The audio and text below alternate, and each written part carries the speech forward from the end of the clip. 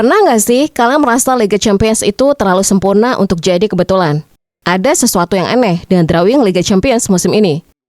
Jujur aja rasanya mulai terasa aneh dengan Liga Champions musim ini. Semakin dilihat semakin terasa, seperti cerita yang sudah ditulis sebelumnya. Real Madrid ketemu Manchester City lagi. PSG ketemu Chelsea. Dan makin dipikir kok semuanya terasa terlalu pas ya. Tapi apakah semua ini benar-benar hasil undian acak? Atau memang sudah direncanakan oleh UEFA? Daripada penasaran, mari kita cari alasannya. Kalau kita mulai dari satu pertandingan yang paling terasa seperti takdir, maka tidak ada yang lebih pas selain pertemuan Real Madrid melawan Manchester City. Jujur, ini bukan sekedar pertandingan 16 besar. Rasanya lebih seperti episode lanjutan dari cerita panjang yang belum selesai. Setiap beberapa musim, dua tim ini seperti selalu menemukan jalan untuk saling bertemu lagi. Seolah-olah Liga Champions selalu mempertemukan dua kekuatan ini di momen yang paling menegangkan. Dan yang bikin merinding, selalu ada cerita besar setiap kali mereka bertemu. Kadang Real Madrid melakukan comeback yang mustahil. Kadang Manchester City tampil seperti mesin sempurna yang tidak bisa dihentikan. Opta mencatat Real Madrid dan Manchester City sudah bentrok 15 kali sebelumnya di Liga Champions. Hasilnya bisa dikatakan sengit dan seimbang. Sama-sama menang seri dan kalah 5 kali. Makanya ketika hasil undian keluar dan mempertemukan mereka lagi, banyak fans yang reaksinya bukan kaget, tapi malah seperti deja vu. Bahkan ada seorang legenda Los Blancos yang menganggap pertemuan itu adalah hal konyol. Emiliano Butragueño tidak bisa menyembunyikan rasa gelinya melihat hasil drawing. Sungguh lucu bahwa setiap musim kami bermain Madrid versus City.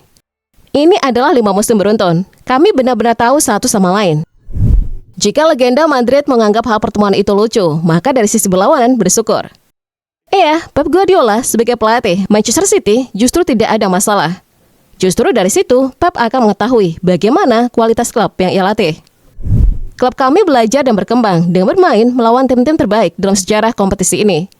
Semakin sering Anda bermain melawan tim-tim terbaik di dunia, semakin banyak Anda belajar, semakin Anda berkembang, dan semakin baik Anda di masa depan, kata Pep Guardiola dikutip dari Marca. Tapi sebenarnya ada alasan logis kenapa mereka bisa bertemu di babak 16 besar musim ini, bukan semata-mata karena nasib. Sistem kompetisi Liga Champions memang memungkinkan tim-tim besar bertemu lebih cepat dibanding dulu. Kalau kedua tim tidak finish di posisi teratas fase awal atau tidak masuk jalur unggulan yang berbeda, peluang bertemu jadi jauh lebih besar.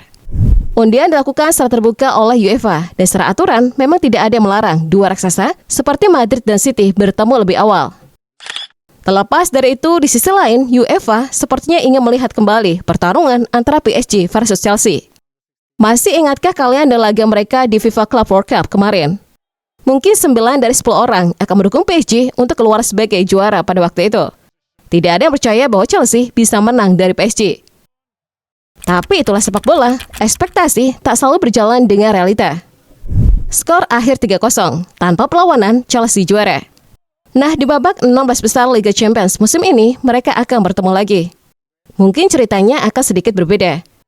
Karena Chelsea sudah tidak dilatih oleh Enzo Maresca, yang dimana itu akan menjadi pembuktian untuk Leandro Senior. Tapi bagi para pemain Chelsea, itu bukan suatu masalah. Justru mereka senang bisa bertemu PSG dan berharap bisa mempermalukan lagi.